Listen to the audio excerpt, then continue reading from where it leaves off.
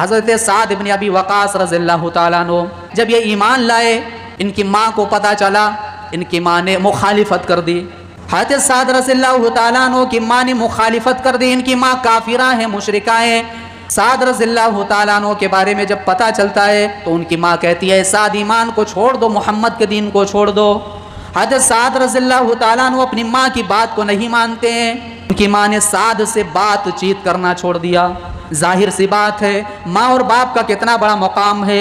अगर एक माँ एक बाप अपनी औलाद से बातचीत करना छोड़ दे, कितनी बड़ी बात है, कितनी तकलीफ दे बात है। हज़रत साद रज़ियल्लाहु ताला अन्हु के ईमान पर कोई फ़र्क नहीं पड़ा कि माँ ने बातचीत करना छोड़ दिया, फिर भी उन्होंने अपनी माँ की बात को नहीं माना।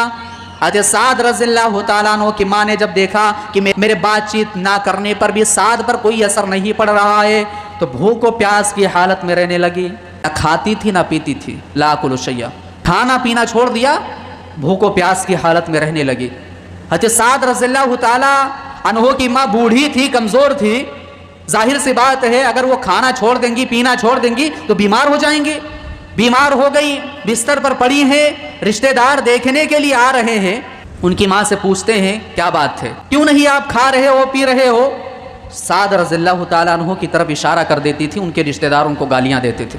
हज़रत साद रज़ियल्लाहु ताला अन्हु पर कोई असर नहीं पड़ा। जब उनकी माँ की सांसें बंद होने लगी, मौत सामने नजर आने लगा, तो हज़रत साद रज़ियल्लाहु ताला अन्हु अपनी माँ के पास गए और कहने लगे, अये मेरी माँ, कान खोल कर सुन ले, अगर अल्लाह तुझे एक नहीं 100 नहीं 1000 जाने दे दे, फ़ख़रजत नफ्सन नफ्सन, और एक एक करके तू अपनी जानों को कुर्बान करते चली जा।